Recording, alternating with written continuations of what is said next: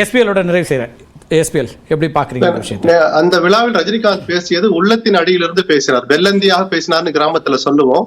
உள்ளொன்று வைத்து புறமொன்று பேசாமல் தான் என்ன நினைக்கிறோனோ அதை பற்றி விளைவுகளை பற்றி கவலைப்படாமல் தன் மனதில் பட்டதை வெளிப்படையாக பேசினார்.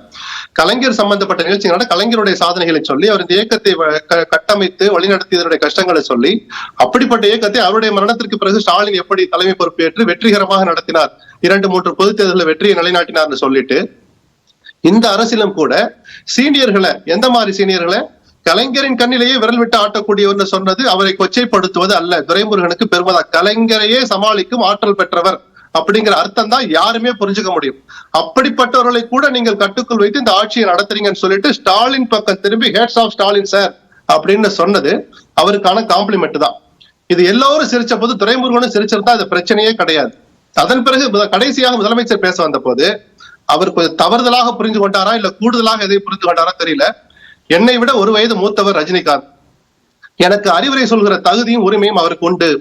உங்களுடைய அறிவுரையை நான் ஏற்றுக்கொள்கிறேன்னு சொன்னார். ரஜினி எந்த அறிவுரையும் அந்த மேடையில சொல்லல. நான் உஷாராக இருப்பேன்னு சொன்னார். நீங்க உஷாராக இருக்கணும் ஸ்டாலின், இல்லாட்டி துரைமுருகன் காலவாரிடுவார், சீனியர்கள் காலவாரிடுவார் ரஜினி சொல்லல. இந்த 2 வார்த்தைகளும் துரைமுருகனை கூடுதலாக எரிச்சல் படுத்தி இருக்கலாம். குபேந்திரன் சொன்ன மாதிரி சீனியர்கள் இல்லாமல் திராவிட மாடல் ஆட்சியை நடத்த முடியாது, அவருடைய ஆலோசனைகள் தான் எனக்கு கை கொடுக்கும் சொல்லி இருந்தா இந்த பிரச்சனையே இல்ல.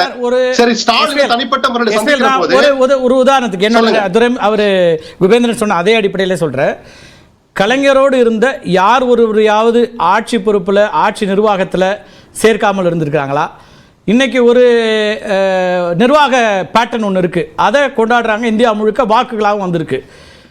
பிரதமராக மோடி வந்த பிறகு எல்கே அத்வானி அவர்களோ முரளி மனோகர் ஜோஷியோ, இன்னும் சொல்ல போனால் சமகாலத்தில் அவரோட இருந்த மத்திய பிரதேச சிஎம்ஓ வசுந்தரா ராஜே சிந்தியாவோ யாருமே இன்னைக்கு அந்த அதிகாரத்தில் இல்லை. அப்படி இல்லையே, இவர் எல்லாரும் எங்கேஜ் பண்ணி தானே போறாரு. அதுல ஏதோ நீங்க வேறு விதமா சொல்லுங்க. இந்த அரசியல், இந்த செட்டப் புரியாத ரஜினிக்கு ஒற்றை வரியில் ஸ்டாலின் புரிய வச்சிருக்க முடியும்.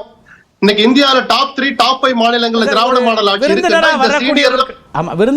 இந்த சீனியர்களும் ஒரு காரணம். ரஜினி தவறாக புரிந்திருந்தால் கூட ரஜினிக்கு புரிய வைக்க வேண்டிய வாய்ப்பு அன்னைக்கு ஸ்டாலினுக்கு இருந்தது. அதை கூட விட்டுடுவோம். தனிப்பட்ட முறையில் ஸ்டாலினை சந்திக்கிற போது தம்பின்னு தான் கூப்பிடுவார் துரைமுருகன். அன்னைக்கு அடுத்த நாள் இங்க சந்திக்கிற போது 2 நாள் முன்னாடி விஜய் கொடியை அறிமுகப்படுத்திருக்கிறாரு, எப்படி பாக்குறீங்கன்னு துரைமுருகன் கேட்டாங்க. அவர் கொடி ஏத்துற போது பாப்பேன்னு ஷட்டிலா சொல்லிட்டு போனார். அதே துரைமுருகன் அதே நக்கல் நையாண்டியோடு இந்த விஷயத்தை அணுகிருக்க முடியும்.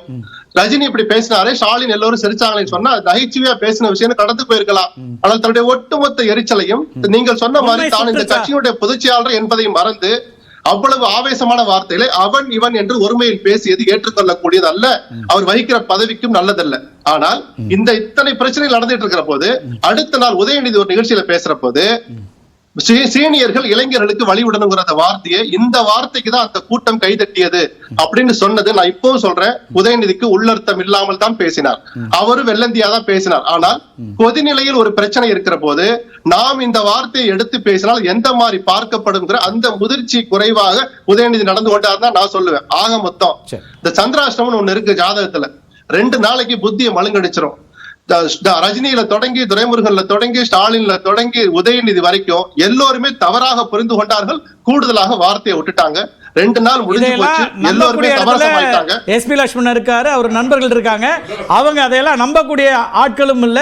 இந்த நீங்க ஒரு விஷயத்த சொல்லிடுறேன், ஒரே ஒரு விஷயம் தான், நடந்தது எதுவா வேணாலும் இருக்கட்டும், இந்த அருமையான வாய்ப்பை பயன்படுத்தி ஸ்டாலின் அமெரிக்கா போயிட்டு வந்த பிறகு அமைச்சரவைக்கு ஒரு ஏஜ் லிமிட் வைக்கணும்னு நான் விரும்புறேன். 75 வயசு வரைக்கும் மந்திரியா இருக்கலாம், 80 வயசு வரைக்கும் கட்சி பதவியில் இருக்கலாம் அப்படிங்கிற விவாதத்தை ஆரோக்கியமாக ஸ்டாலின் தொடங்கி வைக்க வேண்டிய கட்டாயம் வந்துவிட்டது. ரைட், அத இந்த பேச்சுங்கிறது பொது வெளியில உண்டாக்கி இருக்கு அப்படிங்கறதா நம்ம புரிஞ்சுக்கலாம். நிச்சயமா என்ன உருவாக்கி இருக்கு. எஸ், ஏன்னா இன்னைக்கு அவங்க குழு கூட்டமும் நடந்திருக்கு. திமுகல இப்ப அவங்க ஒரு ஐவர் குழு போட்டிருக்காங்க, அமைப்புகளை மாற்றுவதற்கான முயற்சியெல்லாம் இருக்குன்றாங்க.